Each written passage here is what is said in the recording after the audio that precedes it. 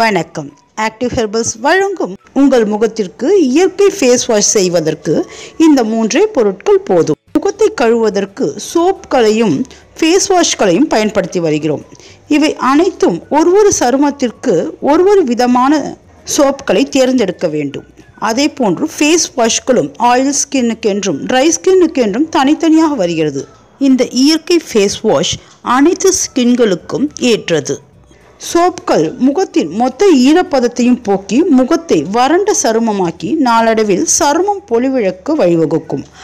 இந்த இயற்கை face wash ஈரப்பதத்தை அப்படியே தக்க வைத்து தோலின் pH பேலன்ஸை சரி செய்து தோலை பளபளப்பாக வைத்திருக்க உதவும். இயற்கை ஃபேஸ் வாஷை எப்படி செய்யலாம் என்பதை பார்ப்போம்.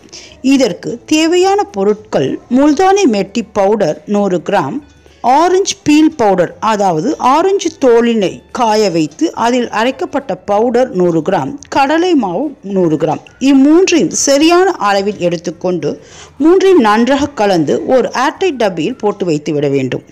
இதை தேவைக்கு ஏற்ப முகம் கழுவும் போது 1 ஸ்பூன் எடுத்து இத்துடன் பாலோ அல்லது பன்னீரோ கலந்து முகத்தில் நன்றாக தேய்த்து கழுவலாம். இது முகத்தில் முகப்பரு, கரும்புள்ளிகள், தழும்புகள் போன்றவற்றை சரி செய்து முகத்தை பொலிவாக மாற்றக்கூடியது. இது குழந்தை சருமம் போன்று மிக மிருதுவாக சருமத்தை மாற்றக்கூடிய ஆன்டி ஏஜிங் தன்மை நிறைந்தது. இந்த ஃபேஸ் வாஷ் பவுடரை தினமும் ஒரு வேளையாவது பயன்படுத்தி வர வேண்டும். இவ்வாறு பயன்படுத்தி வந்தால் முகமானது மிக அழகாக மாறும்.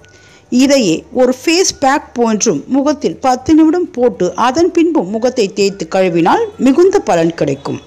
இந்த ஆரஞ்சு பீல் பவுடர் கடைகளில் பவுடராக ரெடிமேடாகவே கிடைக்கிறது. அதையும் பயன்படுத்தி கொள்ளலாம். இதை தொடர்ந்து முகம் கழுவி வருவதால் முகத்தில் உள்ள அத்தனை பிரச்சனைகளும் சரியாகி முகம் ஸ்பாட்லெஸ் ஸ்கின்னாகவும் பொலிவாகவும் அழகாகவும் மாறும்.